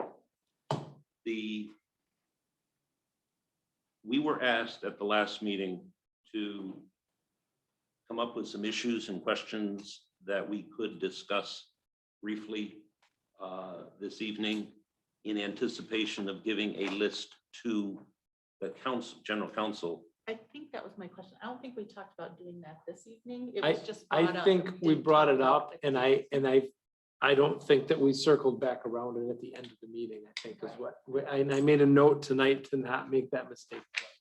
So okay, so the people were not required to have their list. That is correct. Well, I have my list, but anyway, that's okay. We don't need it tonight. No, but what I want to do is to actually make a motion.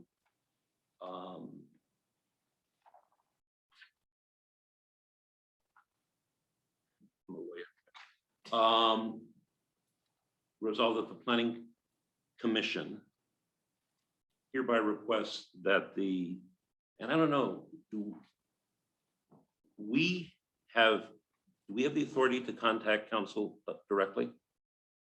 I have been authorized to do that if need be. That therefore we don't need to request the board of trustees or the town manager to. I don't believe so. So that we engage the town's general counsel to review 1, the rules of conduct 4, and a written summary of the accompanying oral commitments or oral comments given by the community development director to the members of the planning commission on communication among members and with third parties. And 2, the list of issues, positions, and questions developed by the planning commission regarding the subject of the rules of conduct.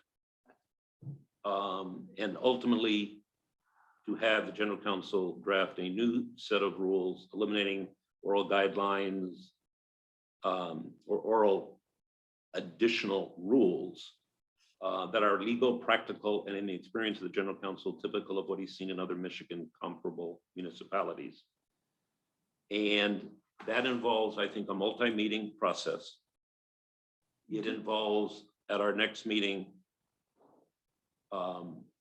we don't need to engage the council yet. The next meeting would be a meeting where we present lists of questions and issues that we might have with regard to the rules of conduct. And I would add to it a third component, which are policy issues that surround those rules. When I asked legal counsel about the rules of conduct, and I could be mistaken on this, Member Nordyke, I think you were present at that time. I believe, did he say that Supervisor Lesprince had already asked him when he had time, or maybe I'm thinking of the minutes of another No, meeting where she asked him he directly. did, and But I thought that they discussed him circling around on this when he had time, specifically on rules of conduct. And number 1 specifically, ex parte communication. Right.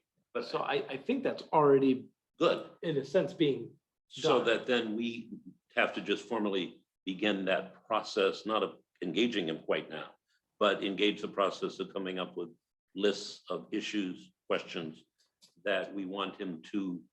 That would probably be helpful in aiding him as he reviews these Right.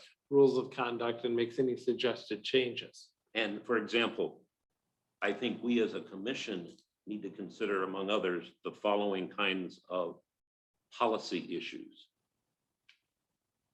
How risk averse are we? Are we willing to take no legal risk, which in one sense is what these rules would suggest, even to an impractical limit, I would suggest. Or are we willing not to break the law, but everyone needs to understand that the law is not a series of bright line yes or no answers. It's made by judges. It's got a lot of gray in it. It's got a lot of tradition in it. And so we have to come to a judgment of how close to that line we want to be. As a lawyer, I tend to be more risk averse. But I also understand practicality and the advantages that come, for example, from allowing us to get input from citizens if they catch us on the street, or to talk to one another, not deliberate, to ask questions of one another, which I think is not something we're supposed to do currently. So that risk aversion is one issue. Are we willing to tolerate any potential conflicts of interest or appearances thereof? I would say no, because that's one that we need to be absolutely clean on to re-engage full trust? How transparent do we want to be? Is it a positive in its own right, or is it necessary just for legal compliance with the Open Meetings Act? So there's a whole list of those, and I'm not going to give you all 10 of them at this point, but can have it for our next meeting. But we need to give our general counsel some sense of where we are on the continuum of each of those issues. Okay, then I think what I think the way I'm just thinking here a second. Give me- Okay, so what if we made a suggestion that all of us brainstorm on our own, we come up with questions related to the rules of conduct and anything else that we might ask legal counsel. And everybody submits that to me, excuse me, in the form of an email a week and a half prior to the next meeting. And that would give me an opportunity to flip it back to all of you as well as staff so that we can see and maybe staff can see overlap in some of, because I'm sure there's going to be a lot of, I'm guessing there's going to be a lot of overlap. And then we can digest all of the material prior to the next meeting and then discuss it. One other just comment. Most of these policies, we have to decide what its purpose is. When I have had these kinds of policies or prepared these kinds of policies, two purposes. One, simple legal compliance with the Open Meetings Act and any other legal statute that governs these kinds of meetings. The second is, in essence, to deal with the conflict or appearance of conflict so that we make clear that there, if a board member has a conflict, and it may not be his or her own, it may be someone else in the family. And then we have to decide, well, it's my fifth cousin. And that probably wouldn't be enough, but if it's my brother, yes. So that we also handle in these policies a duty for that member to disclose it if and recuse themselves from the participation in that decision. Which, I'm going back to your agenda. That's another thing that I'm used to seeing on agendas at the very beginning of a meeting as well, is to ask for conflict of interest among members on the agenda, which we don't currently have a way to open a meeting with people disclosing the conflict of interest, which is what I'm used to seeing, is to start a meeting off when we talk about the agenda. To give people the opportunity to be able Right. to state that. I mean, right My now- experience is typically when you get to the article, if somebody has a conflict, I guess we rely on them to raise their hand and I say, think that you know, Mr. to- Chairman, I have a to expect conflict. honesty in everybody is to ask it in the beginning of the meeting, which is what, like I said, I'm used to doing, is to start a meeting in the beginning and ask, are there any conflict of interest? But Right. I mean, you're expecting us to, people to I- speak up, which is. And I'm simply following on what, you know, what was done prior to me being in this chair back when I was sitting over there. But I hear what you're saying. And if there's a consensus to change that, we can do that. I mean, obviously we changed Article 5 and that seemed to work pretty good. Nobody complained. So, I mean, we can, you know, we can add items like that. I'm not opposed to that. No, and when we talk to council, we can talk about what would be a reasonable definition of what a conflict might be. Sure. And because there have been instances, even in the recent past, with this commission and with what is clearly with the township, a conflict. Okay. I felt that the conflict of interest section was pretty clear, but that's fine. I'm fine with asking them. I have no objections to that. Maybe the thing to do here, Craig, is since you seem to have a lot of information related to this, maybe you should come up with a template of questions first, because I have a feeling you're gonna hit on most of the points that the other 8 of us would come up with, and maybe we discuss your list as a template, and then we can build off of that. Does that, I'm seeing a lot of nodding here. Does that sound? Go for it. Go for it. Does that sound like a better, Don't tell a lawyer to go for it, or, is that a better strategy? yeah, I'm happy to do that. And then, remember, Carson, if you want me to add, if you have a suggestion of adding something at the beginning, I have maybe under the approval of the agenda, we ask if anyone has a conflict. It's part of just that statement in Sure. question, all into one. Okay, I can do that. One further question. Yes. When I suggested, and I know the supervisor asked at least the new applicants for a conflict statement, or that we were not, to our knowledge, did not have any current conflicts. Right. And when I talked to our counsel, he says that's unusual in a municipality. I will tell you, in any sort of private company context, and certainly in a public company context, it's absolutely mandatory. Can you summarize that again? Sorry. A You conflict lost of- me in the beginning. so Okay, I because- need to Talking know about a what- conflict of interest statement. There is in a public company context, you have to fill out a questionnaire about, whether you've been convicted of certain crimes, and whether you have conflicts of interest or any business dealings with the company, or your brother does, or your spouse does. And there is, under the SEC rules, a defined definition of what is family, essentially. I'm not suggesting anything as detailed as a 22-page, in essence, disclosure document that we use for proxy disclosure in a public company. Even in private companies, we have people, for example, who work overseas or who do business with in foreign countries, to sign something that they haven't received a kickback or paid a kickback or whatever would violate the Foreign Corrupt Practices Act as part of our duty of oversight on it. Again, I'm not suggesting we need go there here, unless Mr. Peterson is somehow dealing with Iran somewhere. Just kidding, Director Peterson. But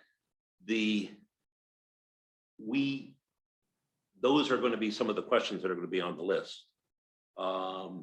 And I do want to make it consistent with what is typically done in municipalities, but I would agree with Wendy that the honor system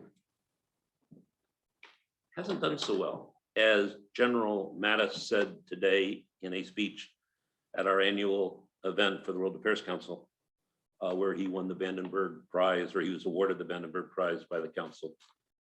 He said, America is much better than its politics. And so you particularly don't want to ask politicians those kinds of questions, because you hate to get the answer. But anyway, long story short, that'll be one of the issues, because this is partly a compliance so that we can be comfortable, or the board can, in its oversight of the township, that there aren't, somebody has to certify every year that there aren't backroom deals. And we should do that as well as members of the Planning Commission.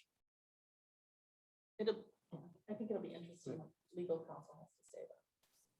A lot of times you just sign a conflict statement once a year. Once a year. saying, I will disclose these things. Sure. And then we disclose them if it comes up in an agenda item.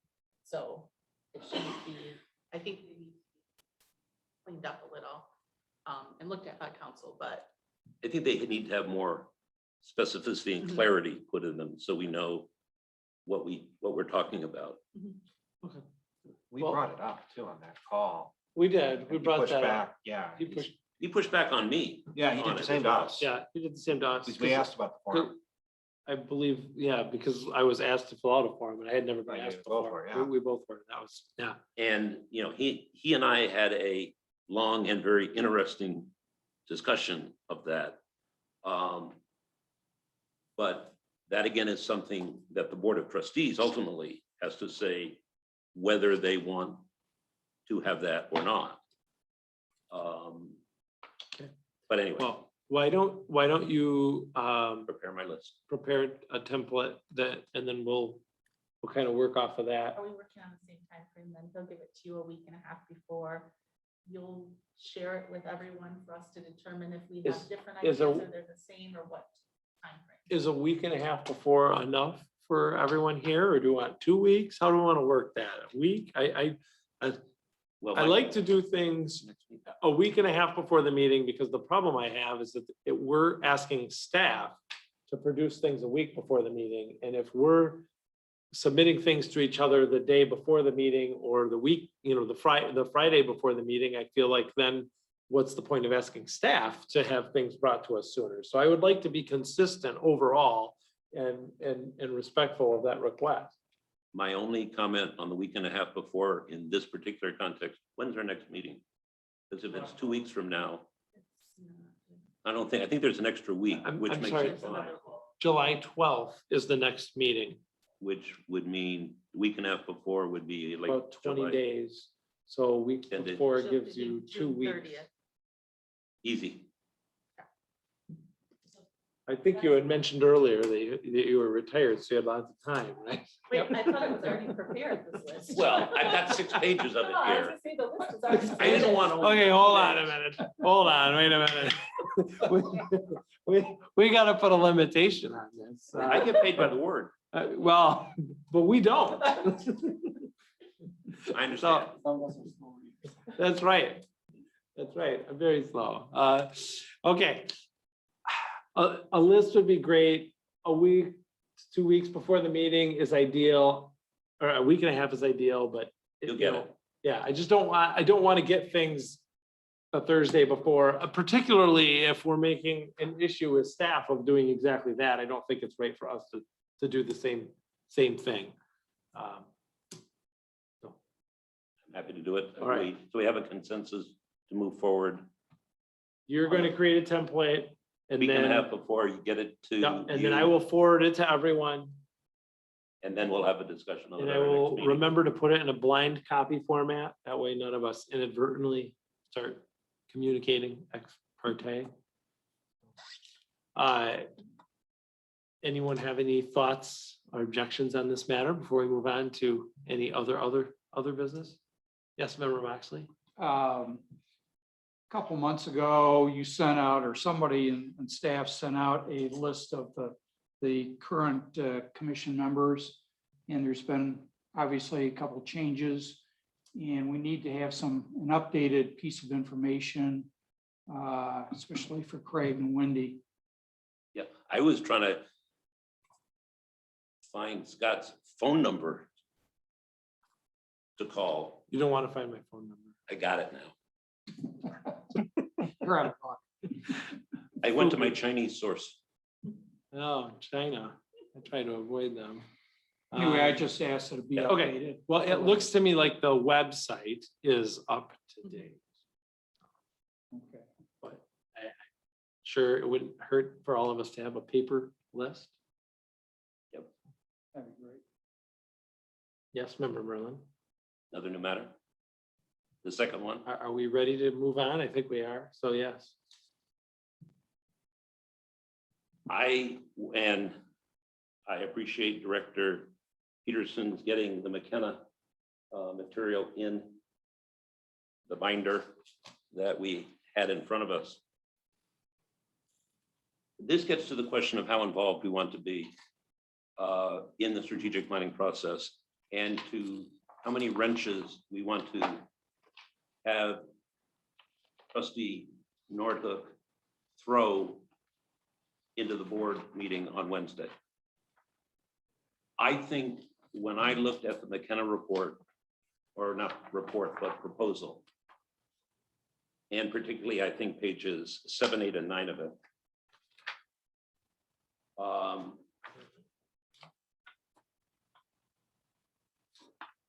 Can I just ask a question? Yes, Oh, member okay, Kirschner. I just want to know how you got to be prepared at the time. Did you dig to find this before this meeting? Because we're all. digging. It's like this is the first Oh, time no, we've seen I got it out of the board packet this. Okay. when they had all of the packets and when I knew When they- McKenna was On the. chosen. agenda. Okay, because we're all trying to catch up. to you. Um, Well, some of us. I think there are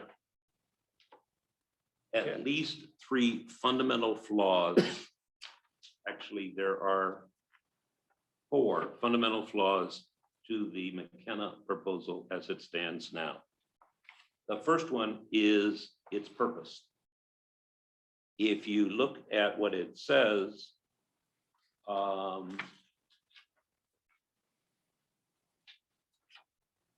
Can I ask you a quick question, Member Merlin? What is the acronym SWOT? SWOT, situation analysis. It is, I forget the 4 words. Weakness, opportunity, threats. Right, opportunities, threats, yes, strengths, weaknesses, opportunities, and threats. It's its current state. On page 5, it says that the overall purpose of the Cascade Township Board strategic plan is to organize, identify, evaluate, and prioritize the actionable content noted in the township's important planning documents.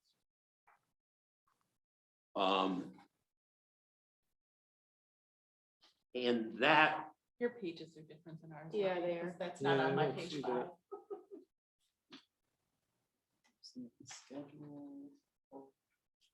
Our page 5 starts with section 2.2, 2.3. No, it's in the proposal itself. So if you go further in the packet, you'll see a page number at the bottom right. Like the numbers start over. Further. Oh, look at that. He's referencing the McKenna proposal specifically, not the RFP I see. requirements. Okay. Oh, pictures and colors and everything.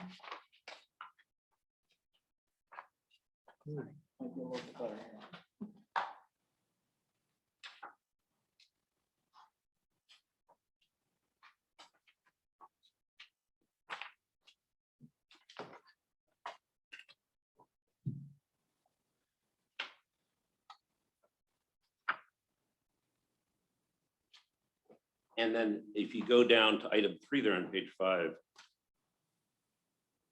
at the very core of a strategic plan is the direction of project prioritization and organization, the overall purpose, and then it gets into the sentence I just read. I would have thought the purpose of the strategic plan for the next 4 years would be to, 1, determine and respond to the current community priorities. And then 2nd, draw up a strategic plan to implement those community priorities. And the community priorities, I say community priorities to mean not just what the citizens might say, because I think a couple will appear in their priorities in any event, which are care for the health and safety of our community and protect and preserve our natural assets, river, green space, etc. So that, but there'll be, let's see what the citizens want. And what they're doing is looking at the projects that are currently on the drawing board through the staff that were determined pursued by a survey that was last updated in 2018, but goes back even before then. And so we're looking at old data that may be 7 years old, in 6 or 7 years old at times, and simply here are all the projects we have. Now prioritize which you would put first. Right. Now, when we talked about this at the last meeting, I think we asked trustee Nordhook to throw some wrenches in at the last board meeting to bring up our concerns about wanting to be more involved with this process. And to my knowledge, the board has not yet addressed that, correct? Do you have anything to add about, Did not bring it up. okay. I didn't see the meeting, but I heard that it was a, There were wrenches, but different. Yes. I ran out of popcorn that night, so I didn't watch the meeting because I didn't have any popcorn.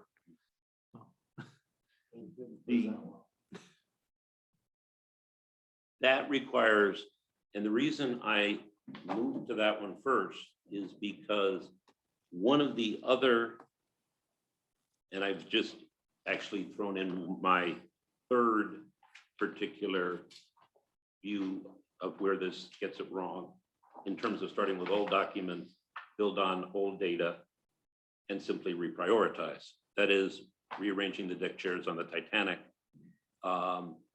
In a bad situation, I'm not suggesting we are the Titanic. But we do need to make very clear to our citizens that we listen to them and we actively seek them out and get their input. And then the second is the deliverable, where I think they make a mistake. And that is they talk about the deliverable will consolidate and prioritize these elements into a comprehensive and actionable document, providing a strategic direction for the township over the next 4 years.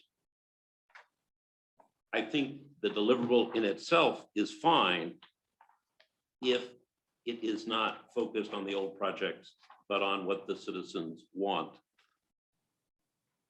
It's an excellent deliverable so long as it isn't wedded to old information priority. Getting an integrated strategy with strong community and staff buy-in would be an excellent result. Then have the various bodies, the Planning Commission, the DDA, the Parks, Pathways, et cetera, prepare their plans based on what's in the overall township strategic plan.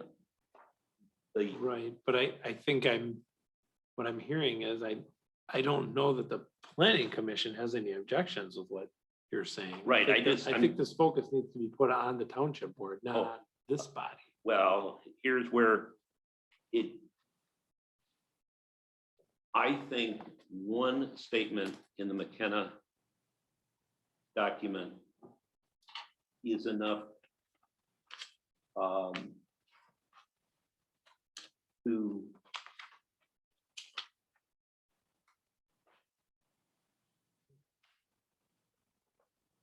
okay. Look on task 3. 3 in the McKenna section. Yep.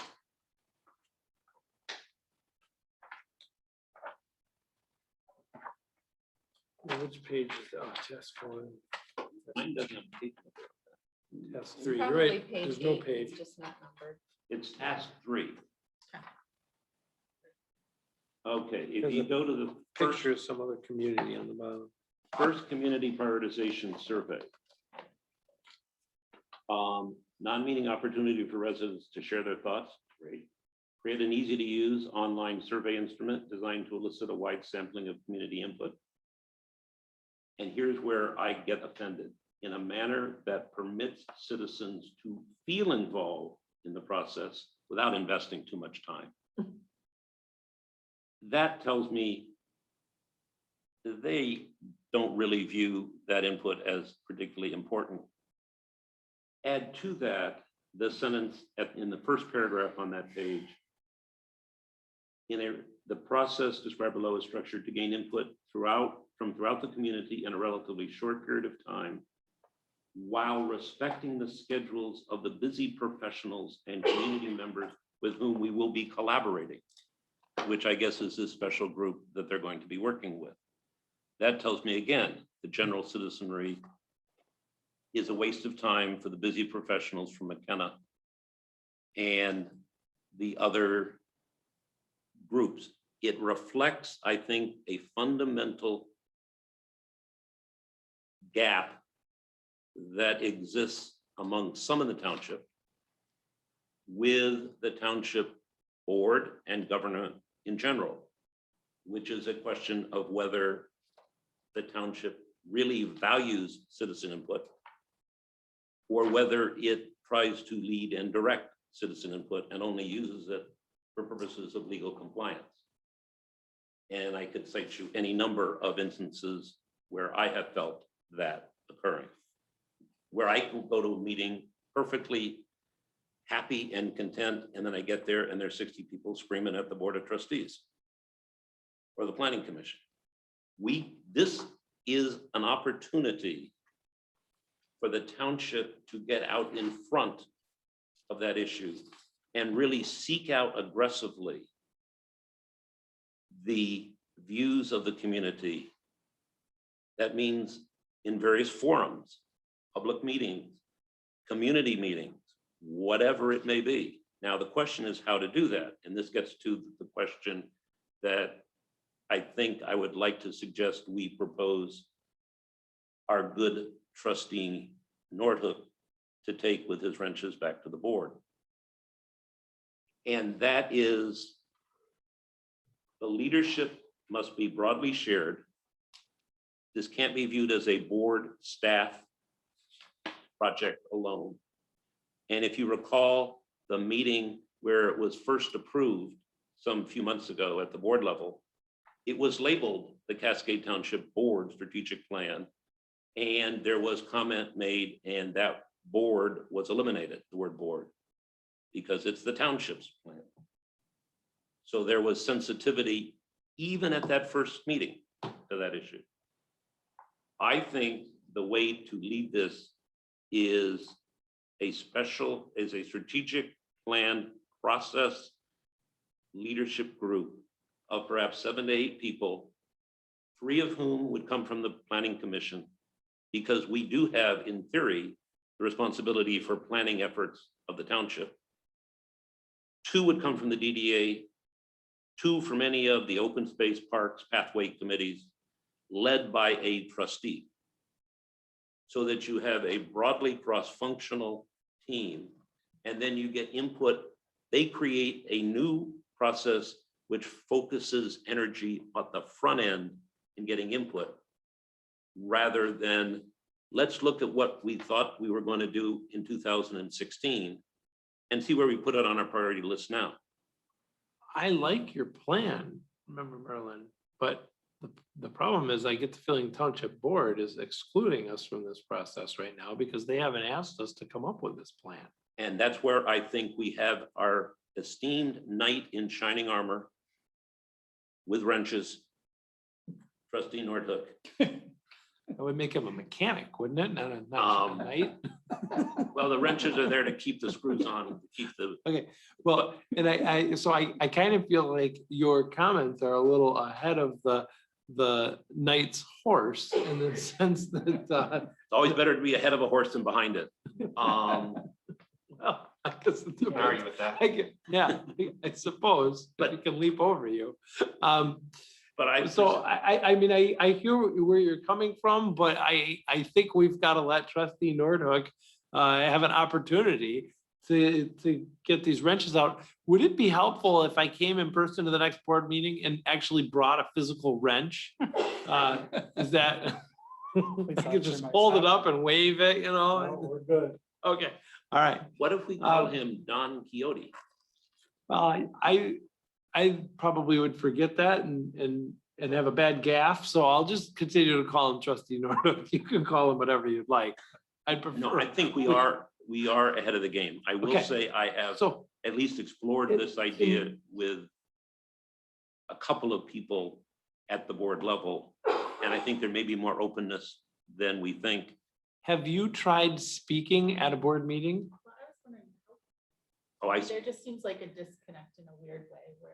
It- the it- planning it does. commission, how can we not ask them to put something on their 'Cause I- agenda to discuss? Right, I feel like, I mean, and I don't mean disrespect by this, but I almost feel like this is a waste of time because the board is, But you know, how because it's do a board we- matter. I mean, I understand where you're coming from. So what is the best way for us to, I mean, we talked about this before and we thought the best way was for our board representative to communicate with the board.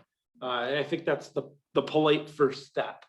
I absolutely agree. We should not go and do any of this unless we have board support for it. Absolutely. And the absolutely. board should establish that committee or whatever, however they want to run it. The first sort of get to know you Right. meeting from our side had the town manager and the supervisor, So I think, neither of whom has the time and energy to really oversee Mckenna. And if Right. McKenna views our input,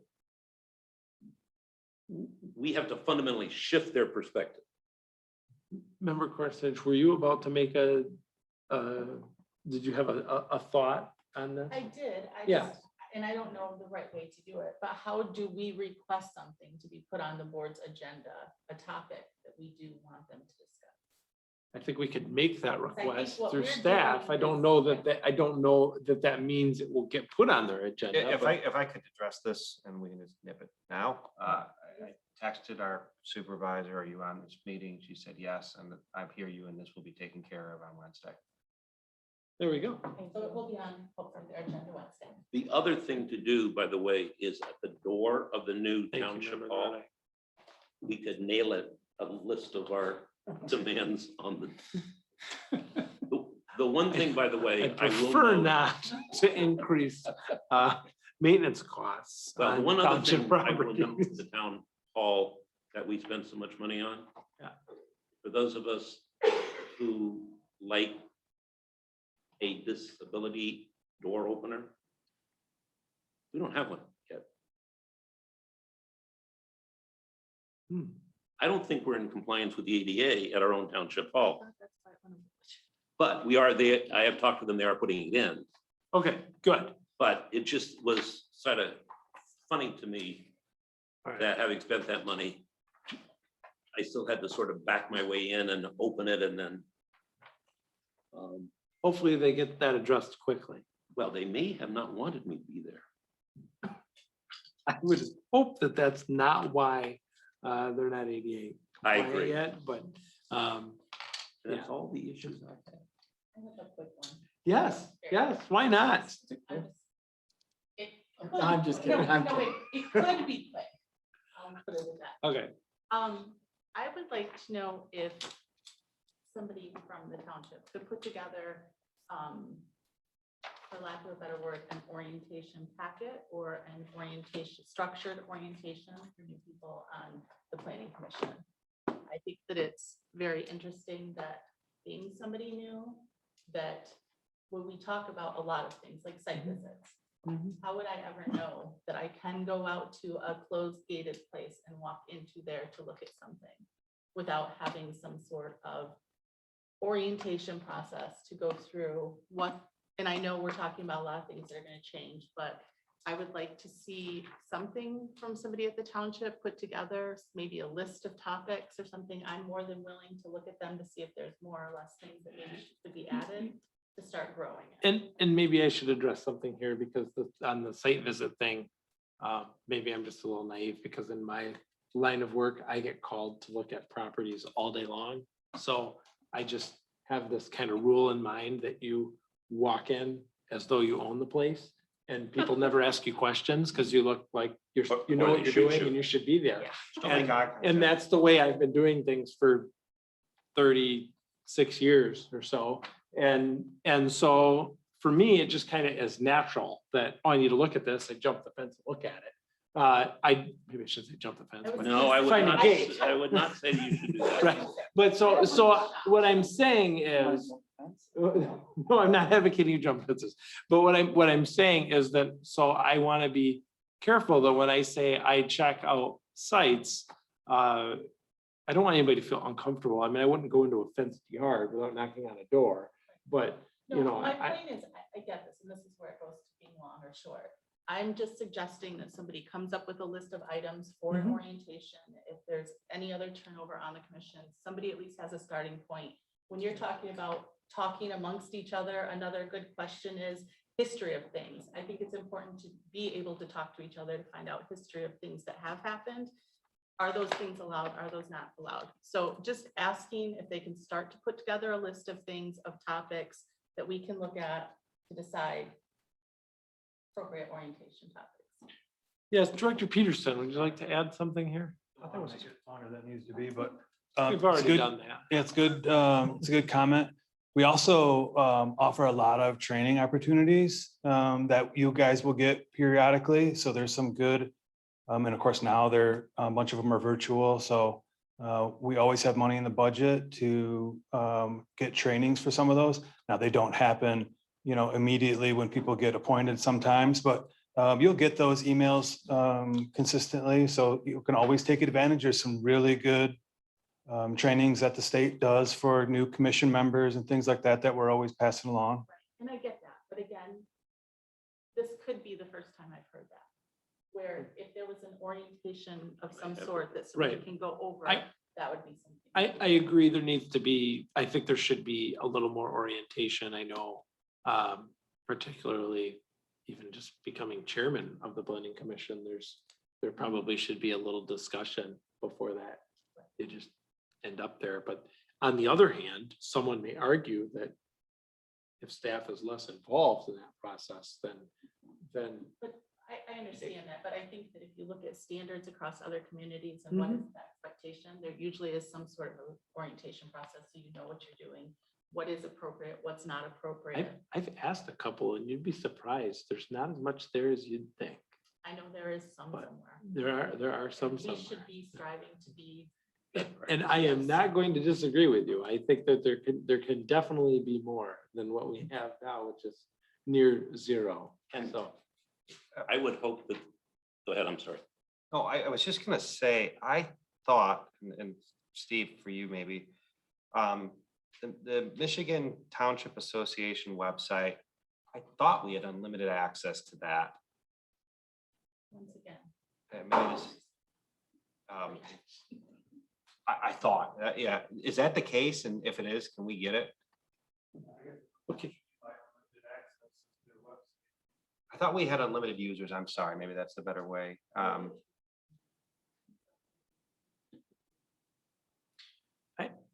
I think I'm sensing a need. We can check. I'm not sure what type of membership we have at MTA. As chairman, I'm going to make a request that we review our 2021 work plan. Do we have a 2021 work plan for this year? We do. So I would like to review that at our next meeting. And I think maybe some of these things should find their way into that work plan. And maybe we can work amicably with staff to come up with, for instance, this is a perfect topic to be a work plan. I don't think this is something that we're taking on at the next meeting head on, but it's certainly something we should put in the work plan and strive to develop. And I think that would be a great way to do that. And there's probably a few other things that we could add to that plan. But I think especially since we have a group of new people, it might be good to just touch on that plan and go over it if we could do that. Yes, Member Berlin, I saw your hand.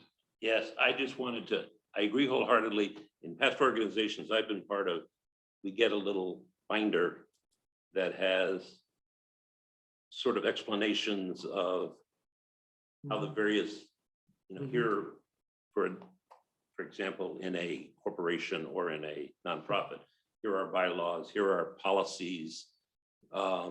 Here's how, for example, the zoning ordinance fits into the individual ordinances and then integrate with the zoning ordinance. Those sorts of things. Did anybody else on the planning commission get a packet when they joined the planning commission? I remember a book. I got one.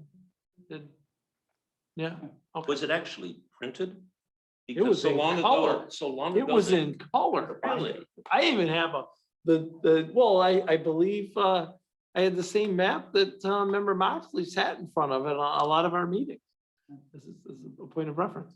Okay, But I the don't other- want this meeting to drag on too long on I just wanted to. other business. I just wanted to raise one intriguing comment, given, and something for our knight in shining armor.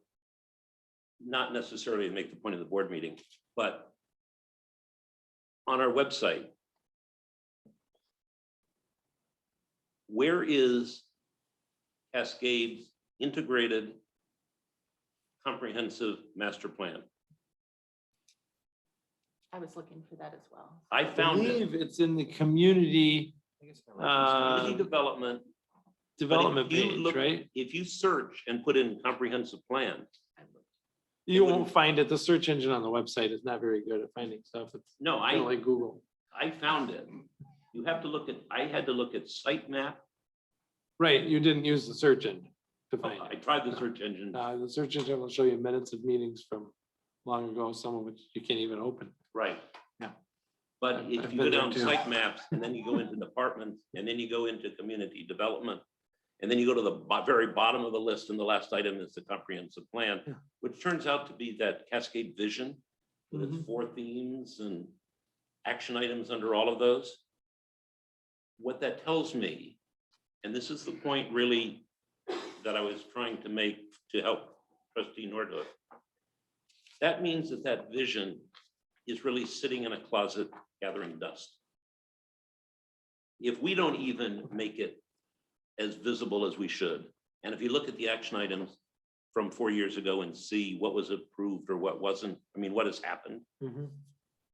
we have to, with this new strategic plan, or optimal, it would be to have real community buy-in. And then real action items so that the planning commission follows from the integrated community plan that's put at the front and center of how we're selling Cascade to new residents and to new businesses. You look at our new website, it doesn't sell Cascade. It tells you an awful lot of information, but it's not really an interactive selling device. And I use that in only its best sense of selling device. Okay, That is my last comment. thank you. I want to wrap this up then, and I would just want to recap real quick. So we have trustee Nordhook's going to bring some wrenches to talk about the Mckenna proposal and how we can be more involved. Member Merlin is going to give us a template about the rules of conduct and what changes he'd like to see and other things he'd like us to address with the attorney. Well, So- not so much what changes, but what issues and questions Questions and and issues. policies. Thank you for correcting me on that. Yes. Okay. And then Director Peterson, you're going to put the work plan in the next agenda. Did I miss anything? Education opportunities and the old book. Those are kind of ongoing, I believe, the education opportunities, and then providing information to new members that didn't receive it, I think would be key. Yeah, I Maybe think him can we- starting, Can we put raise your hand if you didn't get the packet that I have that's very dusty? Did not. get If you did not get anything? I don't recall getting anything like handed to me, but I just found an email from early on that we got some reference material that included the master plan and the second, and a list of ordinances. And I think So I don't that, know I if think that's that's what's in- kind of what it was. It's probably not as detailed as what you want, but it's something more than nothing, I suppose. Does that sound? Okay. Well, I'm pretty old. I mean, I'm going blind and so, you know, when I got it, it probably wasn't electronic. I'm just talking about general orientation. Yeah, and I think I agree with you. I think there should be more for newcomers. You know, like if there's certain websites that are helpful, if, you know, if there's any best practices that should be followed. or if we can go on property to do site visits. And we have our badges? I think that those are all things we're working towards. So with respect to that, I believe, yes. And move to adjourn. All, Support. thank you, support, yes. Sorry, Thank you. if you wanted to Wait, finish Member up. Merlin moves to adjourn, member Nordic supports, all in favor, say aye. I. Aye.